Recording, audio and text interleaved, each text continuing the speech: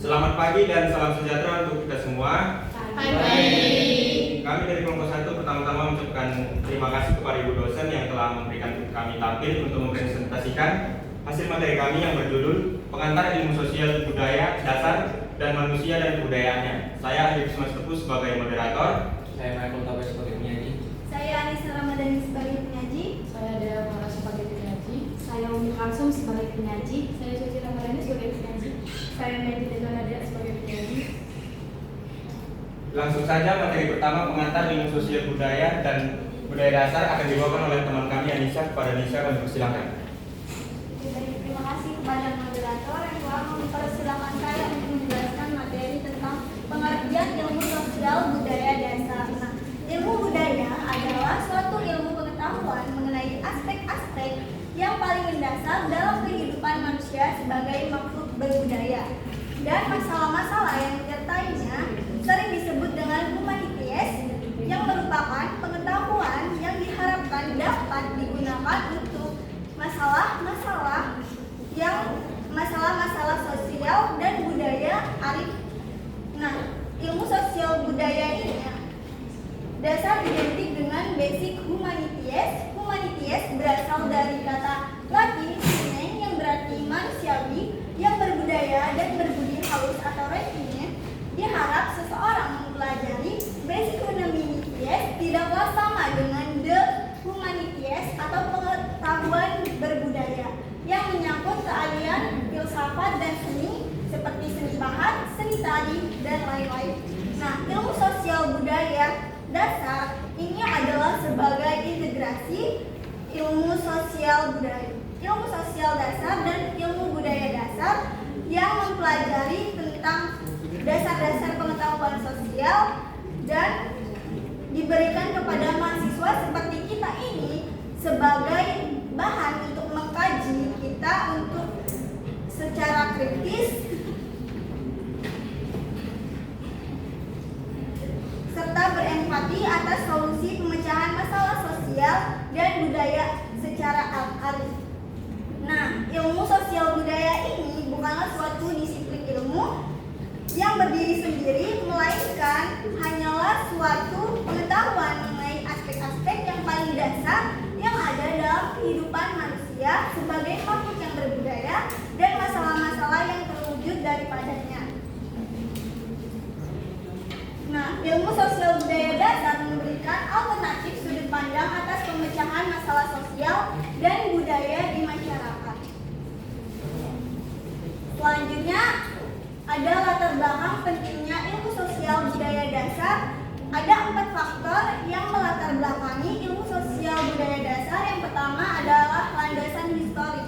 Nah, landasan historik ini yang kita ketahui bahwa nenek moyang kita yang beragama dengan peninggalan sejarahnya yang memiliki warisan budaya dan peradaban yang sangat tinggi.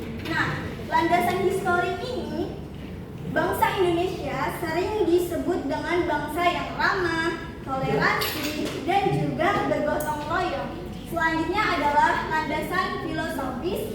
Nah, landasan filosofis ini bangsa Indonesia yang kita ketahui berideologi falsafah Pancasila yang berisikan yang pertama yaitu ketuhanan yang Maha Esa, yang kedua yaitu kemanusiaan yang adil dan beradab, yang ketiga persatuan Indonesia, yang keempat kerakyatan yang dipimpin oleh hikmat kebijaksanaan dalam permusyawaratan perwakilan, dan yang terakhir yaitu persatuan bagi rakyat Indonesia. Selanjutnya adalah konteks karakter bangsa. Nah, konteks karakter bangsa ini ada 2, yaitu yang pertama Undang-Undang Dasar 45 pasal 30 dan 31. Nah, pasal 30 ini menekankan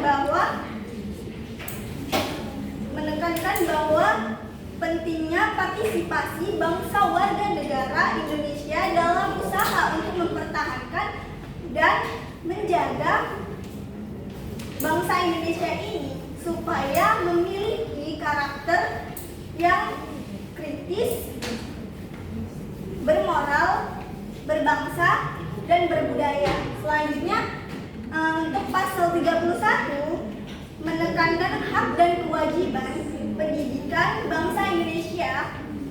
ini bertujuan untuk tidak hanya untuk memberikan ilmu pengetahuan, tetapi juga memberikan nilai-nilai seperti moral, etika, dan kewarganegaraan yang penting untuk membentuk karakter individu dan masyarakat yang berkualitas. Nah, selanjutnya yang kedua itu ada Undang-Undang Nomor 20 Tahun 2003 mengenai tentang Sisdiknas. Nah, Undang-Undang Nomor 20 Tahun 2003 tentang Sisdiknas ini menjadikan pembentukan karakter bangsa sebagai prioritas utama dalam pendidikan nasional. Nah, ini bertujuan untuk menghasilkan generasi yang tidak hanya memiliki keunggulan secara akademis, tetapi juga memiliki karakter yang kuat, moral yang baik, dan juga cinta terhadap bangsa dan negara. Sekian dari presentasi saya, akan saya kembalikan kepada moderator. Baik, terima kasih kepada Anissa Ramadhani. Dan materi berikutnya mengenai visi, misi, dan tujuan ilmu sosial budaya dasar akan dibawakan oleh teman kami Michael. Kepada Michael, silakan. Baiklah teman-teman, selanjutnya adalah visi, misi, dan tujuan ilmu sosial budaya dasar. Yang pertama itu adalah visi ISBD, yaitu mahasiswa selaku individu makhluk sosial yang berada memiliki landasan pengetahuan, wawasan, serta keyakinan untuk bersikap kritis, peka dan arif dan dalam menghadapi persoalan sosial dan budaya yang berkembang di masyarakat. Yang kedua, misi ISBD adalah memberikan pengetahuan dan wawasan tentang keberagaman, kesetaraan, dan martabat manusia sebagai individu dan makhluk sosial berbudaya dalam kehidupan masyarakat. Memberikan konsep-konsep dasar budaya dan norma-norma sebagai landasan untuk menghormati dan menghargai antara sesama manusia guna mewujudkan masyarakat yang tertib, teratur, dan sejahtera. Yang ketiga adalah memberikan dasar-dasar untuk memahami masalah sosial budaya serta mampu bersikap kritis, analitis, responsif untuk memecahkan masalah tersebut secara adil. Selanjutnya adalah ruang lingkup ilmu sosial budaya dasar. Menurut Profesor Dr. Harsyana Baktiar mengemukakan bahwa ilmu dan pengetahuan dapat dikelompokkan menjadi tiga, yaitu yang pertama kelompok ilmu alam atau natural science, yang kedua adalah kelompok ilmu sosial atau social science, dan yang ketiga adalah kelompok pengetahuan budaya atau the humanities. Pertama, kelompok ilmu alam dipelajari untuk memahami keteraturan yang terdapat dalam alam semesta. Yang kedua, kelompok ilmu sosial bermanfaat untuk memahami keteraturan dalam relasi sosial. Ilmu ekonomi, sosial politik, sosial hukum, dan demografi adalah ilmu yang termasuk dalam kelompok ilmu sosial. Sementara itu, seni filsafat, sejarah, hukum, dan agama masuk dalam kelompok pengetahuan budaya. Kelompok pengetahuan ini dipelajari untuk memudahkan manusia memahami dan memberi arti terhadap kenyataan yang bersifat manusia atau menggunakan akal dan budi.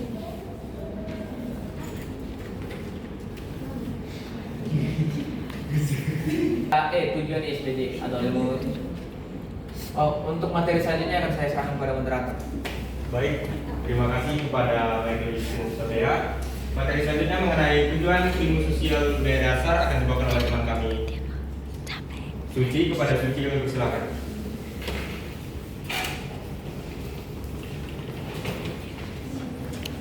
Selanjutnya, pada tujuan ISBD atau ilmu sosial budaya dasar, yang pertama ada mengembangkan kesadaran mahasiswa untuk menguasai pengetahuan tentang keragaman dan kesetaraan manusia sebagai individu dan makhluk hidup sosial dalam kehidupan bermasyarakat. Yang kedua, pengembangan kepribadian manusia sebagai makhluk sosial dan budaya. Yang ketiga, memperluas pandangan tentang masalah sosial, budaya, dan masalah kemanusiaan, serta mengembangkan kemampuan daya kritis terhadap masalah-masalah tersebut. Dan yang keempat, ada membina kemampuan berpikir dan bertindak berimbang untuk menangkal pengaruh buruk yang mengancam lingkungan sosial budaya. Selanjutnya, pada F adalah kegunaan ISBD atau ilmu sosial budaya dasar. ISBD merupakan kelompok MBB atau mata kuliah berkehidupan bermasyarakat di perguruan tinggi menurut keputusan Menteri Pendidikan Nasional Republik Indonesia Nomor 232 tahun 2000 tentang pedoman penyusunan kurikulum pendidikan tinggi dan penilaian hasil belajar mahasiswa. ISBD mengambil peran sebagai program pendidikan umum yang bersifat mengantar mahasiswa memiliki kemampuan personal. Singkatnya, dengan belajar di ISBD, mahasiswa khususnya terbentuk untuk bertanggung jawab atas pekerjaan di bidang keahlian. Secara mandiri, mampu memahami sosial budaya masyarakat dalam mengatasi permasalahan sanitasi lingkungan di masyarakat. Mampu menerapkan pemikiran logis, kritis, sistematis, dan inovatif. Baik, saya silakan pada moderator. Baik, terima kasih kepada Sofia Ramadhani. Di sini ada materi kedua di mana manusia dan kebudayaannya.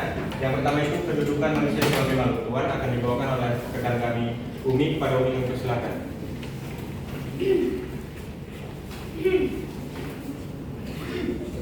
Untuk selanjutnya saya akan membahas tentang manusia dan kebudayaan. Yang pertama yaitu kedudukan manusia sebagai makhluk Tuhan. Seperti yang kita ketahui bahwa manusia pada hakikatnya tidak akan terlepas dari kehidupan inter dan ekstrim, yang dimana kehidupan inter itu adalah inter pribadi, merupakan cerminan bahwa manusia itu sebagai makhluk individu dan sekaligus makhluk Tuhan. Sedangkan kehidupan ekstrim antar pribadi merupakan cerminan bahwa manusia itu sebagai makhluk sosial. Dalam kenyataannya, kedua pengertian ini sama-sama penting dan tidak dapat dipisahkan. Hakikatnya manusia yang tidak dimiliki oleh makhluk-makhluk Tuhan yang lainnya seperti hewan dan nabati.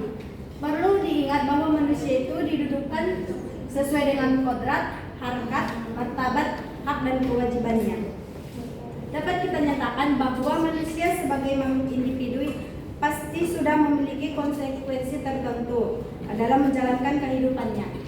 Manusia dibedakan Tuhan dari berbagai segi, seperti panca indera, kemampuan berpikir, dan Tuhan juga memberikan keistimewaan tertentu kepada manusia. Yang kedua ada fungsi akal dan budi manusia. Seperti yang kita ketahui bahwa akal adalah kemampuan berpikir manusia dan budi diartikan sebagai batin manusia yang dapat menimbang baik buruknya segala sesuatu. Jadi jelas bahwa fungsi akal dan budi manusia menunjukkan martabat dan kemampuan sebagai pemegang makhluk hidup di alam raya. Hubungan manusia dengan kebudayaan. Seperti yang kita ketahui, kebudayaan adalah produk atau yang dibentuk manusia. Namun manusia adalah produk kebudayaan. Maka proses pembudayaan tindakan yang menimbulkan dan menjadikan sesuatu lebih bermakna untuk kemanusiaan. Baik, sekian dari materi saya kembalikan kepada moderator. Selanjutnya ada materi mengenai pengertian budaya dan kebudayaan akan dibawakan oleh rekan kita kembali Michael. Kepada Michael kami persilakan. Baiklah teman-teman, materi selanjutnya adalah pengertian budaya dan kebudayaan. Apa perbedaan dari kebudayaan dan budaya ini? Yang pertama, saya jelaskan dulu apa itu pengertian kebudayaan. Nah, kebudayaan itu berasal dari kata Sanskerta yang artinya budaya, merupakan kata atau bentuk jamak dari budi atau dibilang juga dengan budi akal. Kebudayaan ini adalah hal-hal yang bersangkutan dengan budi atau akal. Kultur berasal dari bahasa asing yang artinya sama dengan kebudayaan. Berasal dari kata Latin atau colere yang artinya adalah mengelola atau mengerjakan atau mengolah tanah atau bertani. Atau bisa disimpulkan juga, kebudayaan ini merupakan adalah keseluruhan yang kompleks yang di dalamnya terkandung pengetahuan, kepercayaan, keseragaman moral, hukum, adat istiadat, dan kemampuan lainnya yang didapat seseorang sebagai anggota masyarakat. Selanjutnya adalah pengertian budaya. Budaya itu secara harfiah hampir bersamaan juga dengan kebudayaan, yang artinya dengan tadi saya jelaskan adalah kolera yang memiliki artinya mengerjakan tanah atau memelihara adat. Menurut Suterjo, budaya adalah keseluruhan sistem gagasan tindakan dan hasil karya manusia dalam rangka kehidupan masyarakat yang dijadikan miliki diri manusia dengan cara belajar. Budaya berasal dari bahasa Sanskerta yaitu budaya tadi, yaitu merupakan bentuk jamak dari budi atau akal yang diartikan sebagai hal-hal yang berkaitan dengan budi dan akal manusia. Dalam bahasa Inggris juga budaya disebut dengan kultur atau biasa juga kita dengarkan dalam bahasa Indonesia adalah kultur. Berasal dari kata Latin kolera yaitu mengolah atau mengerjakan. Selanjutnya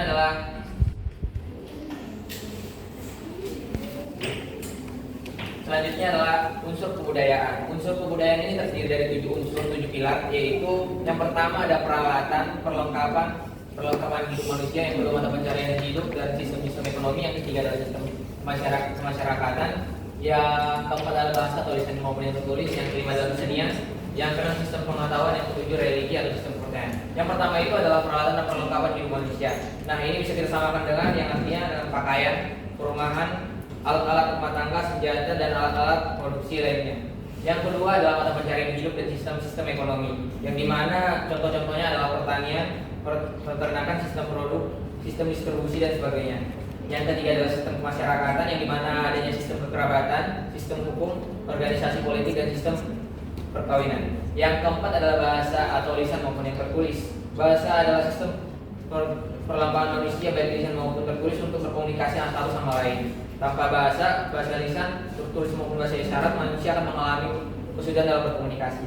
Yang kelima adalah kesenian. Kesenian dalam artian kesenian itu adalah seni rupa, seni suara, seni gerak, dan lain sebagainya.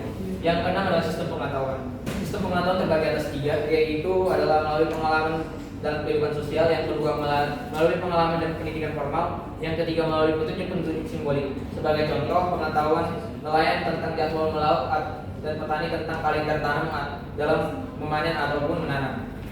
Yang ketujuh adalah religi atau sistem kepercayaan. Pada dasarnya setiap manusia memiliki naluri yang menghamba pada Maha Yang Kuasa, karena dianggap berkuasa mengendalikan hidup manusia dalam alam semesta. Hal itu mendorong manusia mencari dan berserah kepada Yang Maha Kuasa sebagai satu-satunya sumber jawaban atas semua masalah kehidupannya. Manusia percaya bahwa Maha Kuasa itu adalah berdiam di satu media. Oleh karena itu banyak manusia percaya dalam menyembah pohon-pohon besar, batu besar, hewan-hewan tertentu, dan lain sebagainya. Kepercayaan terhadap pohon atau batu-batu itu pun diarahkan menjadi percaya kepada Yang Maha Kuasa melalui ajaran agama yang berlaku saat ini. Untuk materi selanjutnya akan saya serahkan kepada moderator. Baik, terima kasih kepada Menteri Sdm. Di sini ada pengaruh perkembangan budaya terhadap lingkungan akan dibawakan oleh teman kami Mejelina. Kepada Eli, silakan. Terima kasih kepada moderator. Selanjutnya bagian E, pengaruh perkembangan budaya terhadap lingkungan. Perkembangan zaman mendorong terjadinya perubahan-perubahan di segala bidang, termasuk hal kebudayaan. Mau tidak mau, kebudayaan yang dianut oleh suatu kelompok sosial akan bergeser. Cepat atau lambatnya pergeseran ini akan menimbulkan konflik antara kelompok-kelompok yang mengkehendaki perubahan dan yang tidak mengkehendaki perubahan. Interpretasi ini mengambil dasar pada adanya budaya-budaya baru yang tumbuh dalam komunitas mereka yang bertentangan dengan keyakinan mereka sebagai penganut kebudayaan tradisional selama turun-menurun. Adapun salah satu dampak positif dari perkembangan budaya terhadap lingkungan yang salah satunya adalah kesadaran lingkungan. Banyak gerakan budaya yang mendorong kesadaran akan pentingnya menjaga lingkungan. Contohnya kampanye mengurangi penggunaan plastik, mendaur ulang, dan menanam pohon. Dan salah satu dampak negatif dari perkembangan budaya terhadap lingkungan yaitu industrialisme. Proses ini menghasilkan limbah yang berbahaya dan dapat merusak lingkungan. Contoh kasus di Indonesia, deforestasi. Sebagian besar disebabkan oleh konversi hutan yang menjadi lahan pertanian dan perkebunan untuk memenuhi kebutuhan ekonomi yang terus meningkat. Selanjutnya.